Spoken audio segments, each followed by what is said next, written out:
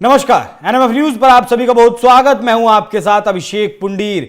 EVM hack हो सकती है और ईवीएम को हैक करने वाला भी मिल गया। जी हां, बिल्कुल सही सुन रहे हैं आप। एक इंसान ने विदेश में बैठकर ऐसा दावा किया था कि ईवीएम की फ्रीक्वेंसी को सेट करके अलग करके उसे हैक किया जा सकता है और ईवीएम वो हैक कर कर भी दिखाएगा। कब दिखाएगा? जब मुंबई पुलिस ने अभी तो एफआईआर दर्ज कर ली है आईटी के मामले में। अब कहां ये बैठा है, कहां नहीं बैठा है, जब इसको लेकर आएगी तो ये ईवीएम को हैक भी करके दिखाएगा। सैयद सूजा इस आदमी का नाम है। क्या कुछ पूरी खबर, क्या कुछ पूरा मामला और क्या कुछ अब होने वाला है, सभी कुछ जानने के लिए मेरे साथ मौजूद हैं हमारे वरिष्ठ सहयोगी पंकज प्रसून। बहुत बहुत स्वागत सर आपका।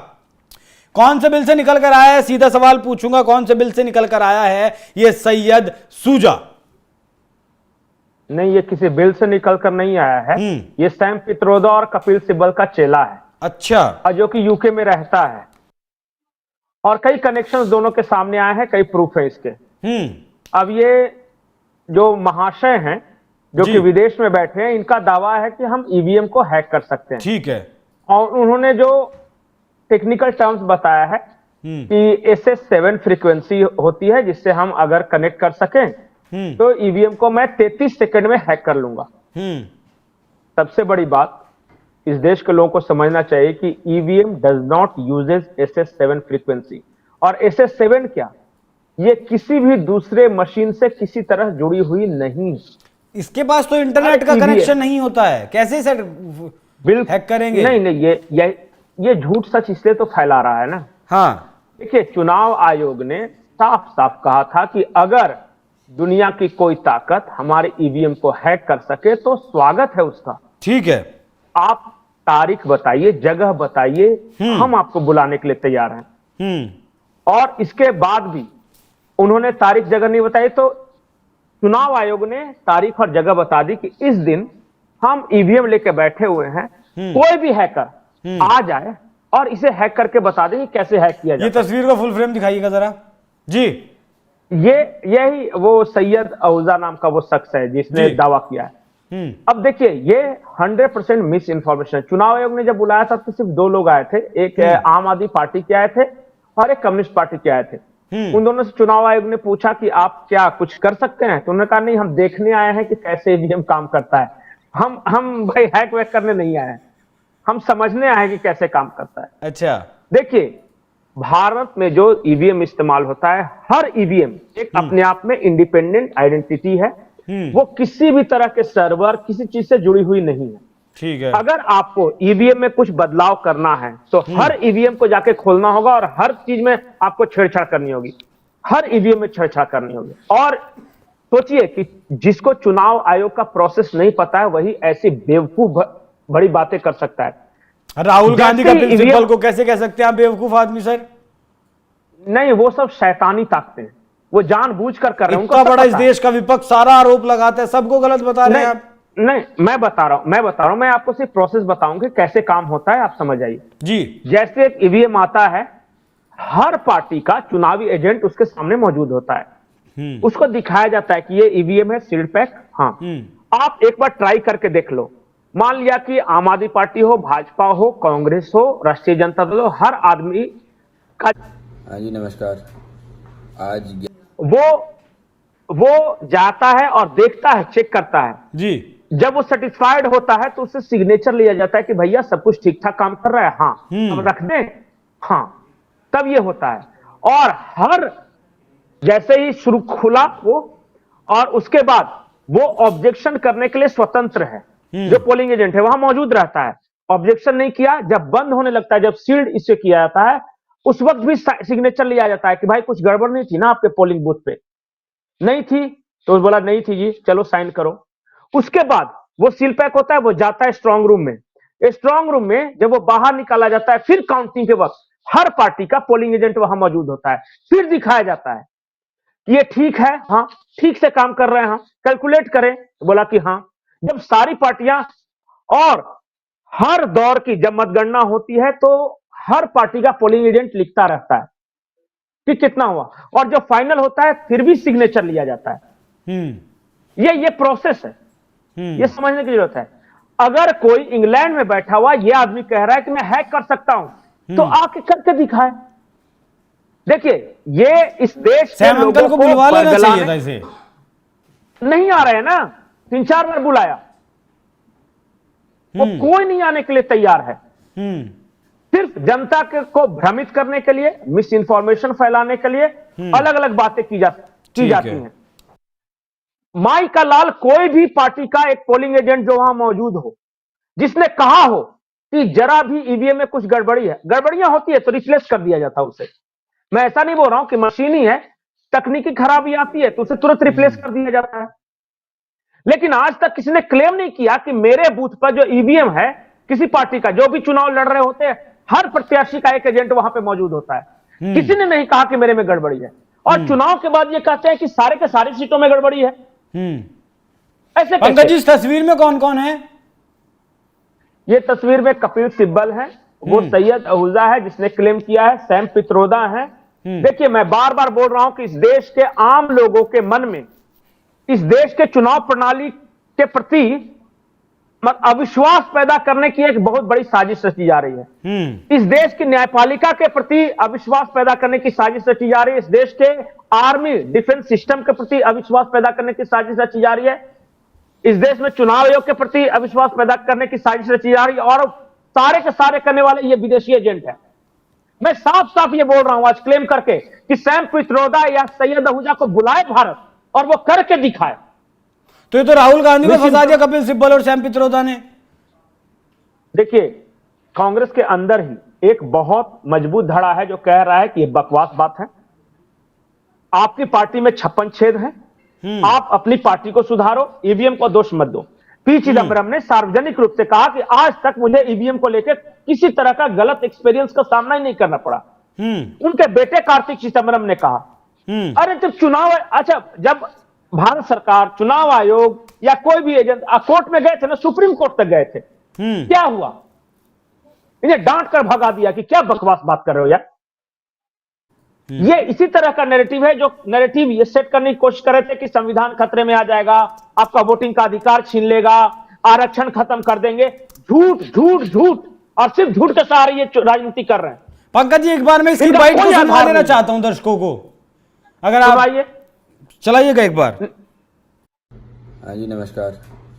आज 11 अप्रैल है, आप लोगों के पास पहला चरण का मतदान शुरू होगा। बीजेपी को रोकने के लिए प्लीज़ आप लोग एक सहायता करें मेरी। पोलिंग बूथ के नज़दीक अगर आपको कोई भी वैन, मिनी वैन या ऐसी हुई टिंटेड ग्लास वाली नज़र आती है तो उस पर थोड़ा नज़र रखें। अगर कोई भी गाड़ी पोलिंग बूथ के पास घूमती हुई नज़र आ रही है तो उस पर थोड़ा नज़र रखें, क्योंकि इन गाड़ियों में ट्रांसमिशन सेट लगे होते हैं जिनसे ईवीएम हैक की जाती है। तो कृपया इन लोगों की ऐसी गाड़ियों के ऊपर नज़र रखें, और अगर आपको कोई भी ऐसी गाड़ी नज़र आती है जो अलार्मिंग हो तो फौरी नज़दीकी पुलिस वाले को ख़बर करें और उस गाड़ी की तलाशी लेने लगाएं। Again I repeat, in order to stop BJP from hacking EVMs, please keep an eye on vans, minivans और SUVs with tinted glasses. BJP को ही वोट डलता है क्या बस भारत में ईवीएम के द्वारा, और पार्टियों को बैलेट पेपर से मिलता है क्या? नहीं, कोई कांग्रेस का एक नेता जो झारखंड में कह दे कि ईवीएम की हैकिंग हुई है, कोई नहीं बोल रहा। आप कनपट्टी पर बंदूक रखकर उनसे कहवा दे कि झारखंड में ईवीएम की हुई है, वो नहीं बोलने को तैयार है। ये सिर्फ वहां बोलते हैं जहां ये हारते हैं। ठीक है, वो तो बोलते हैं पंकज जी, लेकिन अब राहुल गांधी क्या करेंगे? राहुल गांधी क्या कहेंगे? सैम अंकल के साथ फोटो है। देखिए, राहुल गांधी क्या है, ये लोकसभा चुनाव के पहले कपिल सिब्बल ब्रिटेन में गया था और इसी शख्स के पास जाके वो वीडियो रिलीज करता है कि देखिए ईवीएम की हैकिंग हमने कर ली। जब भारत में आया तो उससे पूछा गया कि क्या सीखा, थोड़ा हमें भी बता दो, हम भी थोड़ा हैक कर लें। तो वो सिर्फ नैरेटिव फैला रहा है, उसके पास कुछ नहीं है। ये न्यायपालिका के दलाल लोग हैं, ये कुछ नहीं है, ये शैतानी ताकतें, मैंने एक शब्द में कहा। इनका एकमात्र मकसद यह है कि किसी तरह भारत की गरीब जनता के मन में चुनाव के प्रति अविश्वास पैदा हो, क्योंकि सबसे ज्यादा वोटिंग गरीब लोग दे रहे हैं। ठीक है। इस देश के दलित, इस देश के आदिवासी, इस देश के ओबीसी, इनको विश्वास है यहां चुनावी सिस्टम के प्रति, और इसलिए उत्साह के साथ ये वोट देने जाते हैं। ये जो एलिट ताकतें हैं, एलिट फोर्सेज हैं, ये नहीं चाहती कि इस देश का गरीब, दलित, आदिवासी, ओबीसी इतने उत्साह से भाग ले। तो ये करेंगे क्या? ये विदेशी ताकतों के मतलब इशारे पर यहां अविश्वास पैदा कर रहे हैं कि तुम मत जाओ, तुम्हारे वोट का कोई महत्व नहीं है। और यही साजिश में रचे हुए। कांग्रेस कब से दलित, आदिवासी, गरीबों के पक्ष में हो गई? जब तक गांधी परिवार का शासन रहा, इस देश में गरीब जो हुए, दलित हुए, आदिवासी हुए, पिछड़े हुए, उनको कितना अधिकार था आप जाके पता कर लीजिए। और मैं बता रहा हूं, यह खानदानी परंपरा है। राजीव गांधी ने मत पत्र जो कि हुआ था, बैलेट बॉक्स जिसको आप बोलते हैं, उसके प्रति अविश्वास जाहिर किया था। हाँ, बैलेट पेपर भी तो विश्वास जारी कर चुके हैं। अच्छा पंकज जी, मेरा एक आखिरी सवाल, उसका बेटा है ईवीएम के प्रति अविश्वास जाहिर कर रहा है। मतलब इस देश के सिस्टम के प्रति, इस देश के प्रति उनको कोई मोहब्बत नहीं है, खानदानी दिक्कत है, उनको राज करना है, खानदानी परेशानी है ये। ठीक है। अगर ये जी, अगर ये सैयद शुजा भारत आ जाता है तो क्या करके दिखाएगा ईवीएम को हैक? ये कई बार इसको मौका दिया गया, क्योंकि पुलिस ने इसके ऊपर एफआईआर दर्ज कर दी है। पुलिस नहीं, चुनाव आयोग क्रैकडाउन कर रहा है वैसे सभी लोगों के प्रति जिन्होंने ईवीएम को लेकर या चुनाव प्रणाली के प्रति भ्रामक तथ्य फैलाए हैं।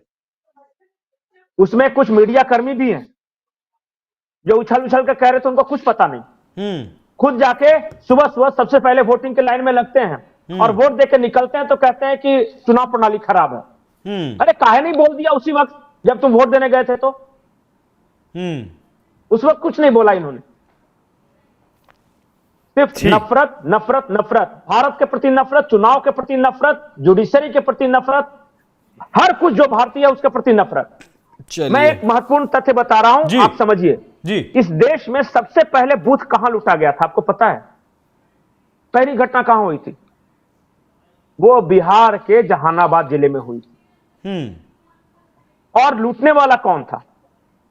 कांग्रेस का एक कैंडिडेट था, खुद कैंडिडेट वहां, हाँ कांग्रेस का था। यह महत्वपूर्ण है। उस जमाने में क्या होता था, कोई बैलेट जो बॉक्स होते थे उसमें कोई स्याही डाल रहा है, कोई पानी डाल के भाग जा रहा है, कोई बैलेट बॉक्स लेके भाग जा रहा है। और जब लालू यादव का शासन था तो उनका एक स्टेटमेंट बहुत फेमस है। उन्होंने कहा था कि वोट किसी को दो, जिन्न निकलेगा। और जिन्न कैसे निकलता है मैं बता रहा हूं। यहां एक उपचुनाव हुआ था लोहरदगा, उस वक्त संयुक्त बिहार में था। वोट मिला, उसके बाद ट्रक जो थे वो बैलेट बॉक्स लेकर जा रहे थे, बीच जंगल में उन ट्रकों को बदल दिया गया, मतलब कि सारा जो बैलेट बॉक्स बदल दिया गया और सचमुच जिन्न निकला, आरजेडी जीत गई।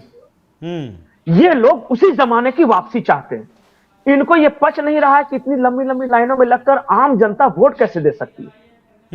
अब कोई स्याही क्यों नहीं डाल पाता? अब कोई पानी क्यों नहीं डाल रहा? अब कोई बैलेट बॉक्स लेकर क्यों नहीं भाग रहा? इनकी समझ। बिहार में आप 1995-96 के चुनाव तक सारा पुराने अखबार निकाल कर देखिए, लोग मरते थे। आज पहले चरण के चुनाव में आधा दर्जन लोगों की मौत, ये खबर छपती थी अखबारों में। इनको पच नहीं रहा है कि लोग भी नहीं मर रहे हैं, चुनाव भी संपन्न हो रहा है। चलिए, और ये सारे लोग अविश्वास पैदा कर रहे हैं। बिल्कुल, मैं चैलेंज करता हूं कि आज एक माइका लाल निकल जाए जो ईवीएम हैक करके दिखा दे। चुनाव आयोग ने कई बार चैलेंज किया, चैलेंज को एक्सेप्ट कोई नहीं करता है। चुनाव आयोग को चैलेंज को किसी ने एक्सेप्ट नहीं किया। ये सैयद शुजा भी जो है, पता नहीं क्या कुछ इसके पास रहा होगा, क्या नहीं रहा होगा। कांग्रेस पार्टी को नैरेटिव देने में ये कामयाब जरूर रहा, लेकिन ना ना ना ना ना, ये भागा नहीं है, ये विदेश में बैठा हुआ। इसको पता है कि भारत की पुलिस मुझे अरेस्ट नहीं कर सकती। तो क्या हुआ, कपिल सिब्बल जैसे शैतान इनको तलाश करते हैं कि कोई ऐसा विदेशी नागरिक मिले जो ये क्लेम कर सके। उन्हें मिल गया, कोई कारण नहीं। ठीक है, कोई ना कोई मिल ही जाता है। और मियां जी तो ऐसे भी भाजपा से नफरत करते हैं, तो इस तरह का कोई ना कोई ऐसा मिल जाता है कि मैं पूरे चुनाव को हैक कर लूंगा। इसका क्लेम क्या है पता है? 288 में से 281 सीटों को मैं हैक करके दिखाऊंगा, महाराष्ट्र की। हाँ, तो 7 सीटों को यहां एक ईवीएम हैक नहीं, पता नहीं AIMIM वगैरह खड़ा होगा तो छोड़ दिया होगा, बिरादर लोग हैं, भाई बंधु।